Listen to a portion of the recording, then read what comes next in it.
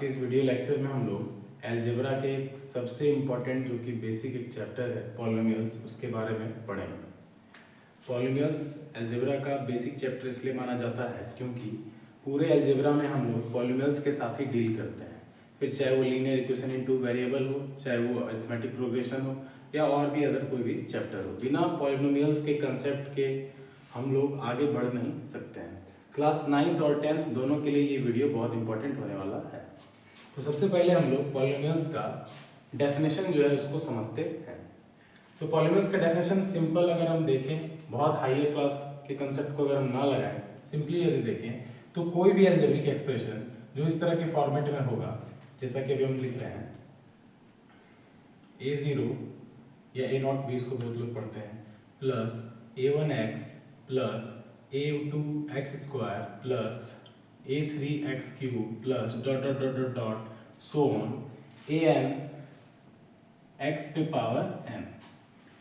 ये जो हमने n टर्म्स का एक सीरीज लिख दिया है, बेसिकली यही पॉलिनोमियल है। और इस पॉलिनोमियल में ये जो टर्म्स है a0, a1, a2 से लेके an तक, ये सभी रियल नंबर होते हैं, ठीक है। जबकि ये जो x है ये वेरिएबल होता है। बेसिकली हम लोग जो पॉलिनोमियल के साथ क्लास 9th और 10th में हम लोग देखते हैं वो पॉलिनोमियल्स जो है यहाँ तक ही होता है, a0 plus a1x plus a2x square, इसी फॉर्मेट में होता है, आगे का टर्म्स मिसिंग होता है। बट ये जो पॉलिनोमियल का डेफिनेशन है या ये जो पॉलिनोमियल का एक्सप्रेशन है, ये एक जनरल एक्सप्रेशन है पॉलिनोमियल का, जिसमें हम लोग nth डिग्री वाला पॉलिनोमियल भी प्राप्त कर सकते हैं। जैसे हमें 1 डिग्री वाला यदि पॉलिनोमियल प्राप्त करना है तो यहाँ तक लेंगे, 2 डिग्री वाला तो 1 2 3 यानी यहाँ तक, क्योंकि x की पावर कितनी है 2। डिग्री क्या होता है अभी हम लोग आगे देखते हैं, उसके बाद इसको और क्लियर हम लोग करेंगे। तो पॉलिनोमियल का जो ये फर्स्ट टर्म है ये विदाउट वेरिएबल है, सो इसको हम लोग कांस्टेंट टर्म भी बोलते हैं। ये जो है कोएफिशिएंट ऑफ x यहाँ पर a1 है, यहाँ पर x स्क्वायर कोएफिशिएंट a2 है एंड सो ऑन। तो पॉलिनोमियल होता क्या है? कोई भी अलजेब्रिक एक्सप्रेशन जिसमें कि इस वेरिएबल का जो पावर होगा वो नॉन नेगेटिव इंटीग्रल पावर होना चाहिए। यानी कि कोई भी अलजेब्रिक एक्सप्रेशन पॉलिनोमियल हो सकता है, बट उसका जो पावर होगा, उसके वेरिएबल्स पर जो पावर होंगे वो नॉन नेगेटिव होनी चाहिए, नेगेटिव नहीं होना चाहिए, और दूसरा इंटीग्रल यानी इंटीजर होना चाहिए। नॉन नेगेटिव इंटीग्रल में जीरो भी आता है, क्योंकि जीरो जो है ना तो पॉजिटिव है ना ही नेगेटिव है। तो नॉन नेगेटिव इंटीग्रल बोलने का मतलब है पावर जीरो भी हो सकता है, 1 भी हो सकता है, 2 भी हो सकता है and so on. Power fractions में नहीं हो सकते हैं और ना ही पावर नेगेटिव होगा। तो इस दो बात का हम लोग को ध्यान रखना है। एग्जाम्पल के लिए जैसे एक पॉलिनोमियल हम यहाँ लिख रहे हैं √x प्लस 1, क्या ये पॉलिनोमियल है? ये पॉलिनोमियल नहीं है। क्यों? क्योंकि इस एक्सप्रेशन में जो वेरिएबल है हमारा, उस पर जो पावर है ये रूट का पावर 1/2 होता है, और ये फ्रैक्शनल पावर हो गया, और फ्रैक्शन यदि पावर में रहेगा तो पॉलिनोमियल नहीं है। इसी तरह से दूसरा एग्जाम्पल यदि हम देखें तो 2 प्लस 3/x, क्या ये पॉलिनोमियल है? ये भी पॉलिनोमियल नहीं है। क्यों? क्योंकि जब हम लोग इसको स्टैंडर्ड फॉर्म में लिखेंगे तो ये हो जाएगा 2 प्लस 3 इंटू एक्स पे पावर -1। तो x का पावर जो है वो क्या है यहाँ पर? नेगेटिव नहीं होना चाहिए, तो इसलिए भी ये पॉलिनोमियल नहीं है। फिर हम एक और पॉलिनोमियल देखते हैं 3x प्लस √2x स्क्वायर, क्या ये पॉलिनोमियल है? तो देखिए x की पावर यहाँ कितनी है 1, x की पावर यहाँ कितनी है 2, तो ये पॉलिनोमियल है। क्योंकि पॉलिनोमियल का डेफिनेशन ही कहता है कि कोई भी ऐसा अलजेब्रिक एक्सप्रेशन, वो कितने भी टर्म्स का हो सकता है, कोई भी ऐसा अलजेब्रिक एक्सप्रेशन जिसमें कि वेरिएबल का पावर कैसा होना चाहिए? नॉन नेगेटिव और इंटीग्रल, दोनों ही बातें यहाँ पर है। नॉन नेगेटिव मतलब नेगेटिव भी नहीं हो, और इंटीग्रल यानी इंटीजर भी होना चाहिए। क्लियर है? तो यही पॉलिनोमियल का बेसिक डेफिनेशन है। अब हम आते हैं इस स्टैंडर्ड डेफिनेशन पे कि पॉलिनोमियल का जो डेफिनेशन है स्टैंडर्ड बुक्स में या हाई क्लास में वो ऐसा क्यों होता है? क्योंकि यदि यहाँ पर हम केवल इस दो टर्म पर फोकस करें तो ये क्या है? a0 प्लस a1x है। यहाँ पर कोई भी रियल नंबर हो सकता है, a1 की जगह पर कोई रियल नंबर हो सकता है, जैसे 4 प्लस 3x, ये पॉलिनोमियल है। फिर अगर हम इस 3 टर्म को लेते हैं 4 प्लस इसकी जगह 3 ले लेते हैं x प्लस a2 को हम लोग कुछ मान लेते हैं √2 मान लेते हैं x स्क्वायर। ये पॉलिनोमियल है क्योंकि x का पावर यहाँ 1 x का पावर 2 है, पॉलिनोमियल है। मतलब कोई भी पॉलिनोमियल दुनिया का वो इसी जनरलाइज्ड जो पॉलिनोमियल है इसी के फॉर्म में लिखा जा सकता है। एग्जांपल के लिए जैसे ये पॉलिनोमियल, ये दोनों तो खैर पॉलिनोमियल नहीं है, ये वाला पॉलिनोमियल है, क्या इसको हम लोग उस फॉर्मेट में लिख सकते हैं? तो देखिए चेक करते हैं। ये 3x प्लस √2x स्क्वायर है, इसका मतलब इसको वहां लिखना है 3x प्लस √2x स्क्वायर। तो ये दो टर्म तो आ गया। अब इस दिए हुए पॉलिनोमियल को हम इस टर्म में कैसे लिख सकते हैं? तो a0 की वैल्यू इस पॉलिनोमियल में 0 है, a3 की वैल्यू इस पॉलिनोमियल में 0 है, तो 0 × x क्या हो जाएगा 0 प्लस इस सारा जितना भी रिमेनिंग टर्म्स बचा सब का कोएफिशिएंट क्या हो जाएगा 0 टाइम्स 0 टाइम्स 0 टाइम्स, तो ये पूरा पार्ट क्या होगा 0, इधर सामने वाला पार्ट क्या होगा 0, तो पॉलिनोमियल है कि नहीं? तो इस तरह से सारा पॉलिनोमियल को हम लोग इस तरह के फॉर्म में रिप्रेजेंट कर सकते हैं। यहां तक कि यदि जैसे 2 है, 2 भी एक पॉलिनोमियल होता है। क्यों पॉलिनोमियल होता है? क्योंकि इस 2 को भी हम लोग इस तरह के फॉर्मेट में रिप्रेजेंट कर सकते हैं। देखिए कैसे, जैसे 2 लिखा हुआ है प्लस, तो 2 क्या है? कांस्टेंट है, तो फर्स्ट टर्म तो कांस्टेंट होता ही है, तो कांस्टेंट है, प्लस इसमें x का टर्म है नहीं है, दिख नहीं रहा मगर है। क्यों? क्योंकि यहाँ पर हम 0 टाइम्स x लिख सकते हैं, प्लस क्या इसमें x स्क्वायर का टर्म है? नहीं दिख रहा बट लिख सकते हैं 0 टाइम्स x स्क्वायर। इसी तरह से सारा टर्म 0 0 कोएफिशिएंट वाला हो जाएगा। तो ये 2 क्या है? ये पॉलिनोमियल है या नहीं है? 2 इज अ पॉलिनोमियल। ठीक है, तो अब पॉलिनोमियल का जो कंसेप्ट है वो बस इतना सही है, इससे ज़्यादा नहीं है। अगर हम इन सारी बातों को समझ गए हैं तो पॉलिनोमियल को समझना अब बहुत ज़्यादा कठिन नहीं रहेगा। अब इसके बाद पॉलिनोमियल के टाइप्स पर हम चलते हैं कि इसका कितना टाइप होता है और इसका टाइप कैसे पता लगाएं। ठीक है,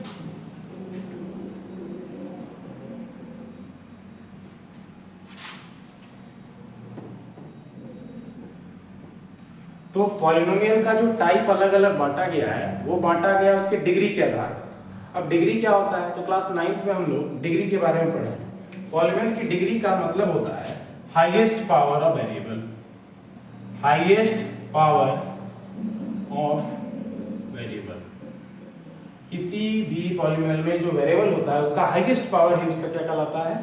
डिग्री कहलाता है। तो किसी पॉलिनोमियल की degree of polynomial is nothing but it is the highest power of variable. For example, जैसे एक हम लोग पॉलिनोमियल लिखते हैं 3x के power 4 plus 2x square plus 3x plus 1। ये पॉलिनोमियल है क्योंकि सारा वेरिएबल का पावर क्या है? नॉन नेगेटिव है, 4 2 1, इसमें क्या 0 है, दूसरा नॉन नेगेटिव है और दूसरा क्या है कि सब इंटीजर है, इसलिए ये पॉलिनोमियल तो है। अब जब ये पॉलिनोमियल है तो ये किस टाइप का पॉलिनोमियल? तो हाईएस्ट पावर हम लोग चेक करेंगे, हाईएस्ट पावर वेरिएबल का। तो हाईएस्ट पावर देखेंगे यहाँ पर x की पावर कितनी है 1, यहाँ पर x की पावर कितनी है 0, तो हाईएस्ट पावर x का 4 है। इसका मतलब इस पॉलिनोमियल की जो डिग्री है वो हो गई 4, ये 4 डिग्री वाला पॉलिनोमियल है। तो पॉलिनोमियल का जो टाइप है वो किसके आधार पर बांटा जाता है? डिग्री के आधार पर बांटा जाता है। और डिग्री क्या होता है? किसी भी वेरिएबल पर जो हाईएस्ट पावर है, सबसे ज्यादा बड़ा जो पावर है वही उसका डिग्री है। तो बेसिकली हम लोग क्लास 10 तक 3-4 टाइप के पॉलिनोमियल के बारे में पढ़ते हैं। सबसे पहला और जो फेमस पॉलिनोमियल है वो है लीनियर पॉलिनोमियल। लीनियर पॉलिनोमियल बहुत इंपॉर्टेंट है बिकॉज अभी क्लास 10th में हमें लीनियर इक्वेशन इनटू वेरिएबल जब हम लोग पढ़ते हैं तो वहां पर भी वो एक लीनियर पॉलिनोमियल का एक टाइप होता है। ठीक है, तो लीनियर पॉलिनोमियल क्या होता है? That has a degree of 1। वैसा पॉलिनोमियल जिसकी डिग्री 1 होती है उसको हम लोग लीनियर पॉलिनोमियल बोलते हैं। ठीक है, एग्जाम्पल इसका कई सारा हो जाएगा, जैसे हम लोग देख सकते हैं। एक एग्जाम्पल इसका हो जाएगा x प्लस 1, दूसरा एग्जाम्पल हो जाएगा 2x प्लस 3, तीसरा एग्जाम्पल हो जाएगा 3x या √3x, कुछ भी मतलब कर सकता हूँ। हाईएस्ट पावर प्लस 1 होना चाहिए वेरिएबल का। क्लियर? सेकेंड, क्वाड्रेटिक पॉलिनोमियल किसको बोलते हैं?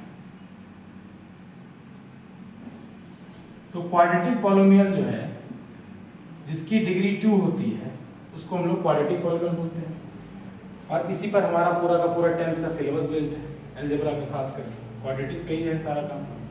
तो जैसे कि x square plus 2x plus 3, बहुत लोगों को कंफ्यूजन होता है कि x square plus 2x plus 3 है, यदि ये 3 ना रहे तो क्या ये क्वाड्रेटिक पॉलिनोमियल है? नहीं। जैसे x स्क्वायर प्लस 2x, क्या ये क्वाड्रेटिक है? यस, ये क्वाड्रेटिक है क्योंकि x क्या है, इस पावर कितनी है 2। अगर ये 2x को भी हटा दें, केवल x स्क्वायर पे रहेगा तो भी ये क्वाड्रेटिक पॉलिनोमियल है। क्वाड्रेटिक पॉलिनोमियल को टर्म से कोई मतलब नहीं है, ओके, क्वाड्रेटिक मतलब डिग्री कितनी होनी चाहिए 2, लीनियर मतलब डिग्री कितनी होनी चाहिए 1, टर्म्स 1 है 2 है क्या है वो से इट डजंट मैटर। ओके, अब देखिए तीसरा, क्यूबिक पॉलीनोमियल किसको बोलते हैं? तो क्यूबिक पॉलीनोमियल होता है जिसकी डिग्री होती है 3। ये हम लोग को क्लास 10 के सिलेबस में है कि क्यूबिक पॉलीनोमियल जो है उसको हम लोग को रूट्स वगैरह फाइंड करना है इस चैप्टर में। तो क्यूबिक पॉलीनोमियल की डिग्री कितनी होती है? 3 होती है। फॉर एग्जांपल x³ + 4x² + 3 ये क्यूबिक पॉलीनोमियल है। और इस तरह से सो हम लोग कर सकते हैं। फिर यदि डिग्री 4 हो जाए तब तो उसको हम लोग बोलते हैं बाई क्वाड्रेटिक पॉलीनोमियल, जिसकी डिग्री कितनी होती है? 4।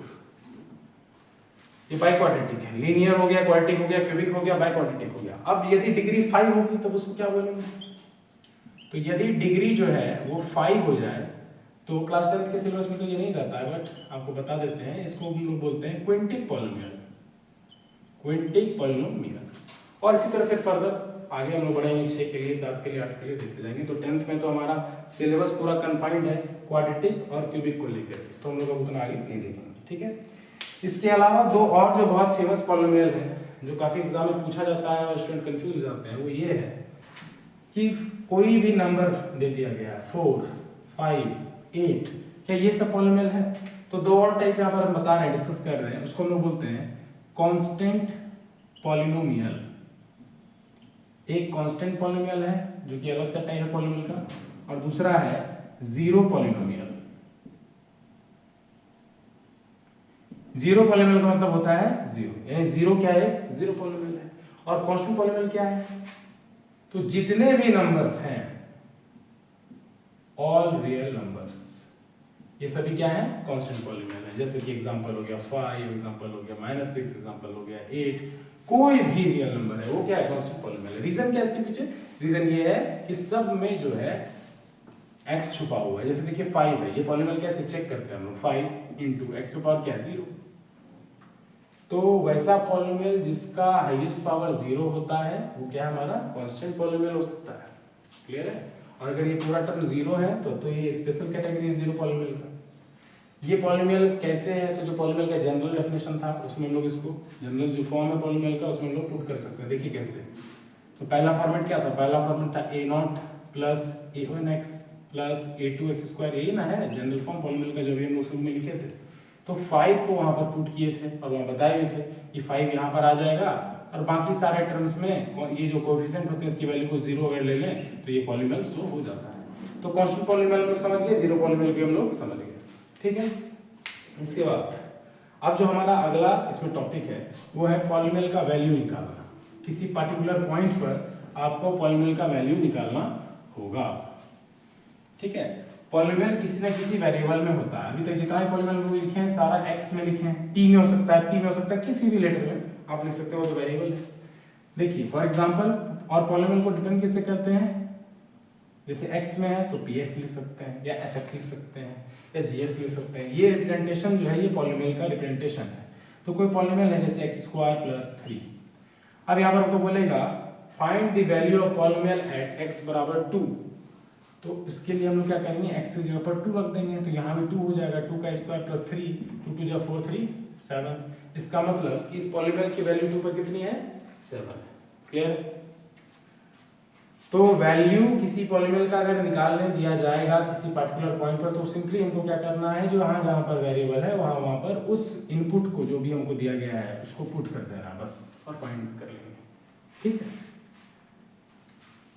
अब इस पॉलीनोमियल के चैप्टर में जो अगला इसका टॉपिक है वो है relation between the zeros and the coefficients.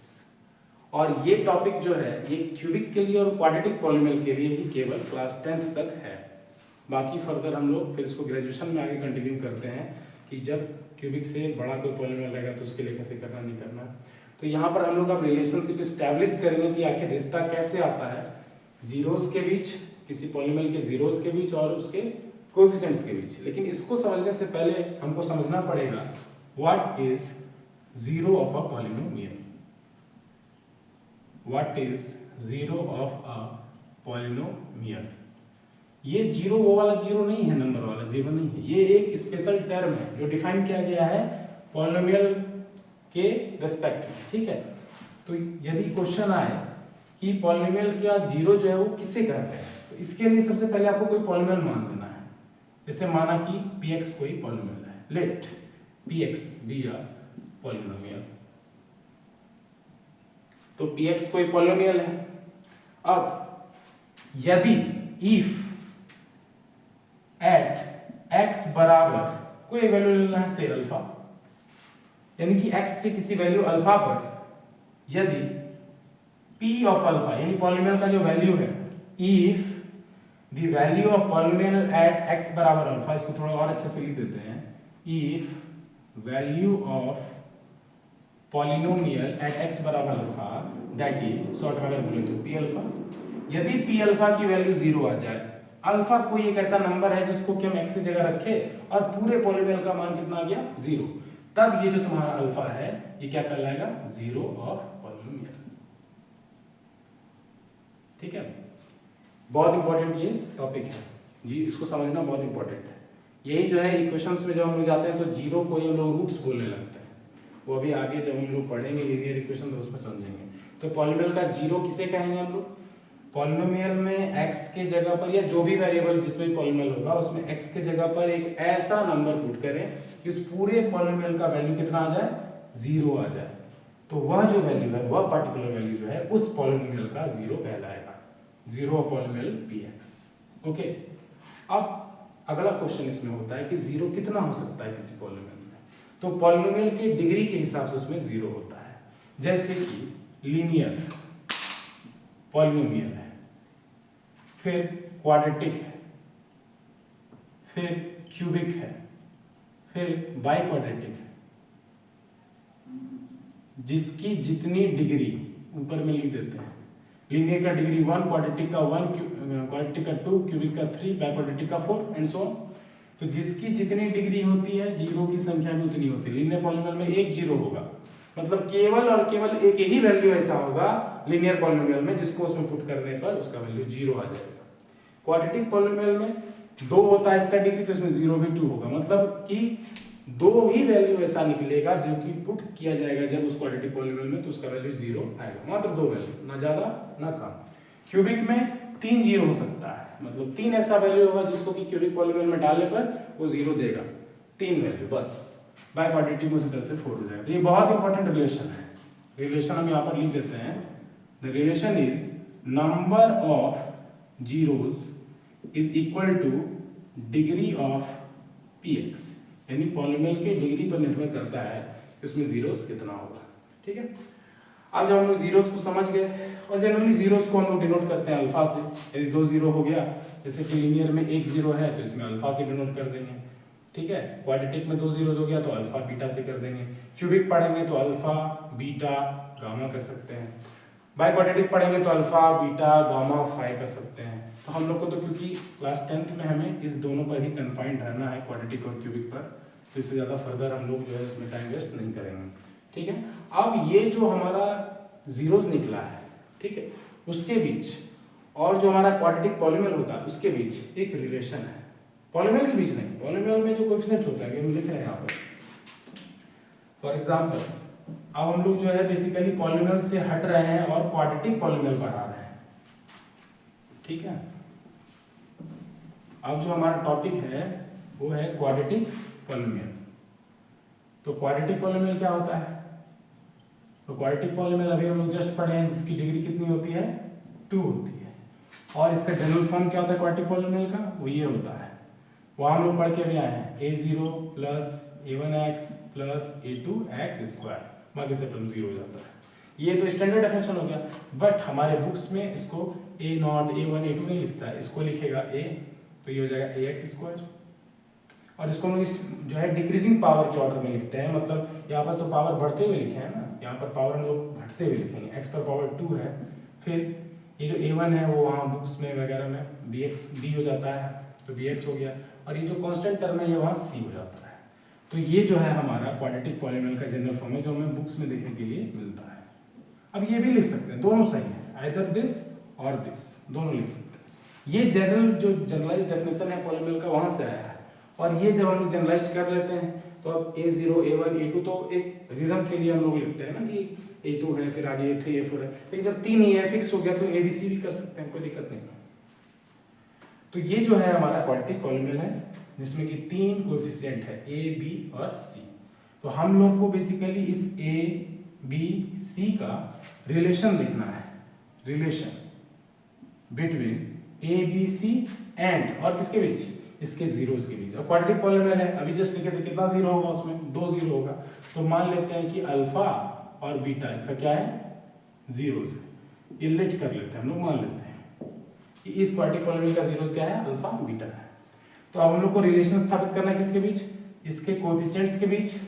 हम उतना टॉपिक वाइज नहीं लिख रहे हैं, रिलेशन बिटवीन यहाँ होना चाहिए कोएफिशिएंट्स ऑफ पॉलिनोमियल। तो कोएफिशिएंट्स ऑफ पॉलिनोमियल क्या है, तो पॉलिनोमियल का कोएफिशिएंट तो a b c है, तो लिख दी, एंड जीरोस, और जीरोस यहाँ क्या है, अल्फा बीटा।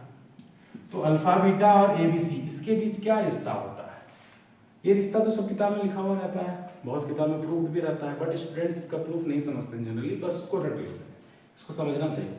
लेकिन इसको समझने के लिए हमें क्लास 10th का क्लास 9th का फैक्टर थ्योरम समझना बहुत जरूरी है। बिना फैक्टर थ्योरम के ये चीज का प्रूफ हम लोग नहीं समझ पाएंगे, ये रिलेशन का, ठीक है, इस रिलेशन का प्रूफ हम लोग नहीं समझ पाएंगे। तो पहले देखते हैं हमें क्या, हम लोग यहाँ क्या कर सकते हैं। तो जैसे कि क्वाड्रेटिक पॉलिनोमियल क्या है, x square plus b x plus c है, ठीक है, और इसका 2 जीरोस है, अल्फा और बीटा, यानी कि अल्फा को यहाँ पर रखेंगे तो वैल्यू 0, बीटा को भी रखेंगे तो वैल्यू 0 आ जाएगा, ठीक है। और यहाँ पर जो 3 कोएफिशिएंट है वो है a b और c। अब इसको समझने के लिए, यानी तो इसको हम जो है नेक्स्ट स्लाइड में करते हैं, क्योंकि ये वीडियो बहुत ज़्यादा बड़ा हो जाएगा, इसको हम लोग जो है नेक्स्ट स्लाइड में करेंगे कि कैसे हम लोग रिलेशन स्थापित करते हैं ए बी सी और अल्फा बीटा के बीच में। है बहुत ईजी है, कंपैरिजन से होगा, ठीक है, लेकिन अभी आप लोग इससे पहले फैक्टर थ्योरम थोड़ा देख लीजिए कि क्या है, क्योंकि इसके बिना उसका कंसेप्ट नहीं होगा। इस वीडियो में हम फैक्टर थ्योरम बता दे रहे हैं, नेक्स्ट वाला जो वीडियो स्टार्ट करेंगे उसमें हम लोग यहाँ से इसके बाद बताएंगे, ठीक है।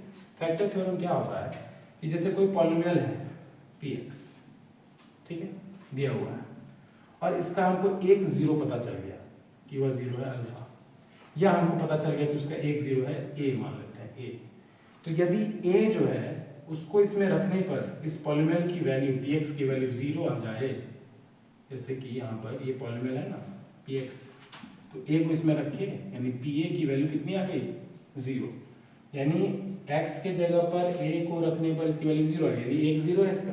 तो यदि a किसी पॉलिनोमियल का 0 होता है तो फैक्टर थ्योरम कहता है कि x माइनस a जो है is a factor of polynomial px, यानी कोई पॉलिनोमियल है px और उसमें x के जगह पर a रखने पर यदि 0 आ रहा है इफ, तब x माइनस a उसका फैक्टर होगा। आएगा समझ, यदि a रखने पर किसी पॉलिनोमियल में उसकी वैल्यू 0 आ जाए, यानी कि a उसका एक तो 0 यदि है इस पॉलिनोमियल का, तो x माइनस a जो है उस पॉलिनोमियल का फैक्टर होगा, x माइनस a। ये फैक्टर थ्योरम है। हम लोग क्लास में फैक्टर थ्योरम, रिमाइंडर थ्योरम, ये सब बहुत सारा कुछ पढ़ते हैं, बट यहाँ पर फैक्टर थ्योरम का यूज है, ठीक है। फॉर एग्जाम्पल अब हम लोग इसको ट्राई करते हैं, जैसे px यहाँ पर एक पॉलिनोमियल हो गया, अल्फा क्या है इसका 0 है, इसका मतलब x माइनस अल्फा क्या हो जाएगा, इसका फैक्टर हो जाएगा। क्यों, क्योंकि अल्फा 0 है। अभी क्या होता है कि a यदि 0 होगा पॉलिनोमियल का तो x माइनस से फैक्टर होगा px का। तो उसी तरह से इस पॉलिनोमियल के लिए हम लोगों ने क्या माना, अल्फा बीटा को 0 माना है, तो अल्फा यदि 0 है तो x माइनस अल्फा क्या हो जाएगा, फैक्टर हो जाएगा पॉलिनोमियल का px का। सिमिलरली इसी प्रकार से बीटा भी इसका 0 है, तो इसका मतलब x माइनस बीटा भी क्या हो जाएगा, फैक्टर हो जाएगा px का। तो जब x माइनस अल्फा भी फैक्टर है px का, x माइनस बीटा भी px का फैक्टर है, तो हम लोग px को लिख सकते हैं कि नहीं इस फॉर्म में, px can be written as k times x minus alpha into x minus beta. अब ये जो हम लिखे हैं ये कोई बहुत बड़ा इसमें रॉकेट साइंस नहीं लगा है। क्यों, क्योंकि यदि 8 का मान लीजिए फैक्टर है 2, ठीक है, या थोड़ा और बड़ा नंबर लेते हैं 64 है, इसका फैक्टर है 2, और हम बोले इसका एक और फैक्टर है 8, तो हम 64 को कैसे लिख सकते हैं, 64 कैन बी रिटन एज, ये 2 और 8 तो इसमें रहेगा ही, 2 8 जा 16, 16 कितना 64 होता है, 4 बाद में होता है ना। तो यही जो हमारा यहाँ हमने के लिया है वो इसी के लिए लिया है, बैलेंस करने के लिए लिया है कि यदि ये 2 फैक्टर इसका है तो और कितना फैक्टर है हमको क्या पता, इसलिए x minus alpha into x minus beta into बाकी सारे फैक्टर से जो भी कुछ बचा उसके लिए हम लोग के कर देते हैं। तो px को इस तरह से लिख सकते हैं कि नहीं लिख सकते हैं, बिल्कुल लिख सकते हैं। अब px क्या है, px है हमारा ax square plus bx plus c, ये और इधर k है, इसको हम लोग मल्टीप्लाई कर लेते हैं, इस पूरे को तोड़ देते हैं। तो ये हो जाएगा x into x square minus alpha x minus beta x minus minus plus alpha beta. यहाँ दोनों में x कॉमन है तो ऐसा करते हैं, और माइनस भी कॉमन है तो माइनस कॉमन ले लेते हैं और x को भी कॉमन ले लेते हैं, और यहाँ बीच में आ जाएगा प्लस, ये आया। ओके, इसके बाद हम लोग इसको तोड़ते हैं तो k इंटू एक्स स्क्वायर क्या हो जाएगा, k x square minus k into यहाँ पर मल्टीप्लाई करिए k into alpha plus beta into x है तो x plus k into alpha beta, k alpha beta. Okay, और इधर क्या है, इधर है a x square plus b x plus c. अब यहाँ पर हम एक डिफरेंट कलर के पेन से यहाँ पर इसको जो है सर्किल आउट कर रहे हैं। एक्स स्क्वायर का ऑप्शन क्या है, यहाँ पर k है, यहाँ पर क्या है a, यहाँ पर एक्स का ऑप्शन क्या है ये पूरा है, यहाँ पर क्या है b, यहाँ पर लास्ट में कॉन्स्टेंट में k अल्फा बीटा, यहाँ है c। तो जब हम दोनों साइड को कंपेयर करेंगे तो कंपेयर करने के बाद हमारे पास जो रिजल्ट आएगा उसको हम इधर लिखेंगे। देखिए यहाँ पर हम जब दोनों साइड कंपेयर करेंगे, यहाँ एक्स का ऑप्शन k है, यहाँ एक्स का ऑप्शन a है, तो पहला जो चीज आया वो है k बराबर a आ गया, पहला बात। दूसरा x कोएफिशिएंट यहाँ b है, यहाँ इसका कोएफिशिएंट है minus k into alpha plus beta, तो यहाँ पर हम लोग लिखेंगे b is equal to x का कोएफिशिएंट है इधर वो है minus k times alpha plus beta, ठीक है। और लास्ट में यहाँ पर c है, और c किसके बराबर, चूंकि ये तो कांस्टेंट टर्म है तो उधर का कांस्टेंट के बराबर हो जाएगा k अल्फा बीटा। अब यहाँ से क्या होगा कि k और a बराबर है, तो बाकी दोनों जगह जहाँ जहाँ k है वहाँ हम a पुट कर सकते हैं कि नहीं।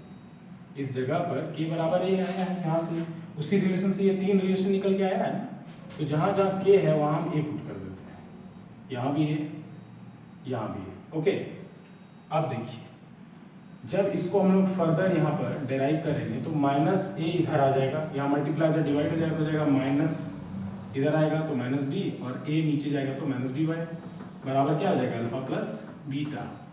ओके, और यहाँ पर इसको जब हम लोग करेंगे तो अल्फा इंटू बीटा क्या हो जाएगा, ये a इधर आ जाएगा तो हो जाएगा c बटा a। तो हमारे पास 2 रिलेशन आया, पहला रिलेशन क्या आया कि अल्फा प्लस बीटा बराबर माइनस बी बाय ए, और दूसरा रिलेशन क्या आया अल्फा इंटू बीटा बराबर सी बाय ए। यानी कि जो 2 हमारा जीरोस था शुरू में, दोनों जीरोस का सम माइनस बी बाय के बराबर और दोनों जीरोस का प्रोडक्ट सी बाय के बराबर, और बी सी ए क्या है हम लोग देख सकते हैं, ये है ए एक्स का कोएफिशिएंट है, बी एक्स का है और सी कांस्टेंट है। तो इसी रिलेशन के लिए हम लोगों ने इतना ट्राई कर से किया, ठीक है। तो बिना फैक्टर थ्योरम के तो ये बनता नहीं, फैक्टर थ्योरम बहुत इंपॉर्टेंट हो जाता है यहाँ पर, जिसको नहीं याद है उसको फिर 9th क्लास का रिवीजन करना चाहिए, ठीक है। तो इस तरह से हम लोगों ने आज के इस पूरे वीडियो लेक्चर में देखा कि कैसे किसी क्वाड्रेटिक पॉलिनोमियल का जो कोएफिशिएंट्स है, रियल नंबर जिसको हम लोग बोलते हैं, ये सब ए बी सी ये सब, इसका क्या रिश्ता है इसके जीरोस के साथ। अगले लेक्चर में हम लोग क्यूबिक पॉलिनोमियल के लिए सेम रिलेशन डिराइव करेंगे। आई होप आपको ये वीडियो समझ में आया होगा, और बाकी इस पर कुछ क्वेश्चंस वगैरह भी प्रैक्टिस बीच में करवा दिया जाएगा, जिससे कि और अच्छा कंसेप्ट हो जाए, ठीक है। Thank you.